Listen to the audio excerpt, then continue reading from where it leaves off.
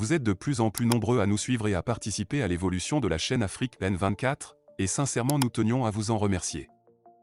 Nous lisons tous vos commentaires qui enrichissent le débat et vraiment nous vous demandons de nous soutenir, en aimant les vidéos pour une large diffusion, et pour continuer à avoir une ligne éditoriale indépendante, et vous proposer de nouvelles émissions toujours de plus en plus enrichissantes.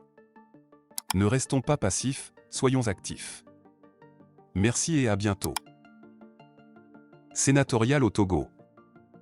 La DMP justifie sa décision de boycotter les élections. Alors que le Togo s'apprête à organiser ses premières élections sénatoriales le 2 février 2025, la Dynamique pour la majorité du peuple, DMP, une coalition de l'opposition, a annoncé qu'elle ne participerait pas à ce scrutin. Brigitte Kafui-Adjamagbo-Johnson, députée et coordinatrice de la DMP, a dénoncé une initiative qu'elle qualifie de « trahison » envers les Togolais, visant à consolider ce qu'elle considère comme un régime autoritaire. Un projet jugé illégitime.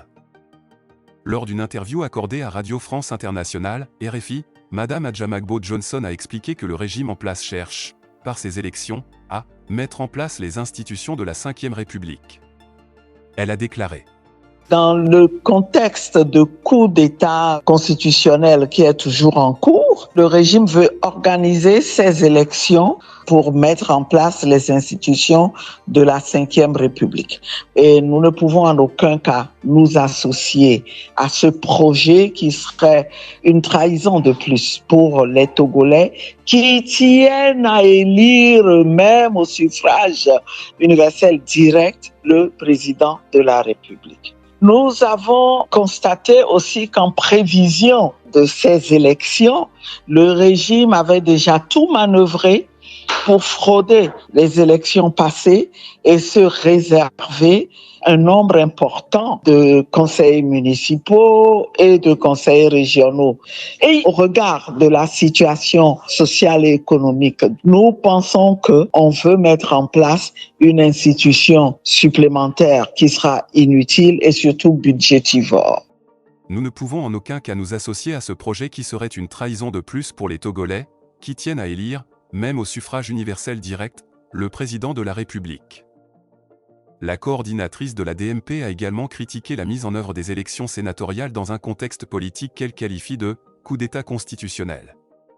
Selon elle, cette démarche ne vise qu'à renforcer le pouvoir en place, tout en ignorant les aspirations du peuple togolais à une gouvernance plus démocratique. Un scrutin indirect controversé. Les sénatoriales, qui se dérouleront au suffrage indirect, permettront aux conseillers régionaux et municipaux d'élire une quarantaine de sénateurs.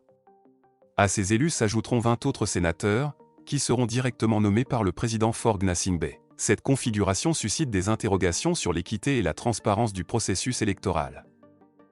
Brigitte Kafui-Adjamagbo-Johnson a également dénoncé les manipulations politiques qui, selon elle, ont précédé ce scrutin.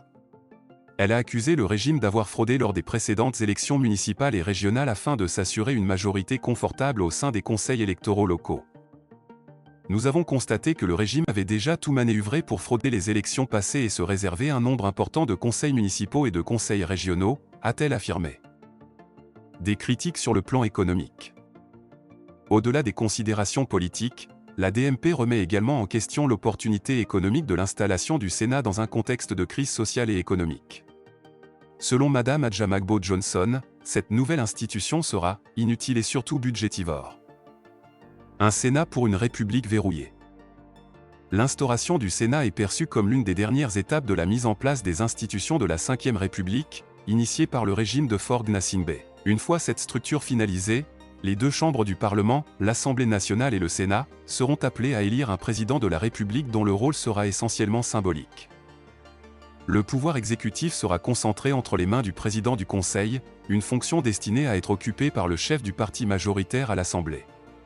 Selon les résultats des dernières élections législatives, largement contestées par l'opposition, le parti au pouvoir, UNIR, détient 108 des 113 sièges parlementaires. Cette majorité écrasante garantit de facto que Faure Gnassingbé, président en exercice, conservera l'essentiel des pouvoirs.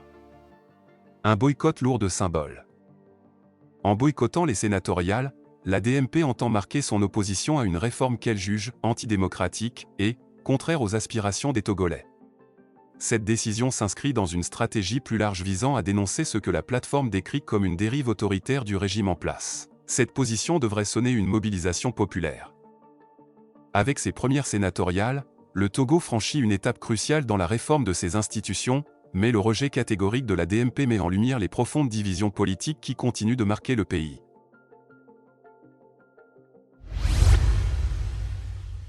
Likez la vidéo si ce n'est pas déjà fait. Laissez aussi votre point de vue en commentaire. Abonnez-vous et cliquez aussi sur la petite cloche de notification pour ne rien rater de nos prochaines vidéos. N'oubliez pas de partager aussi la vidéo et de la liker.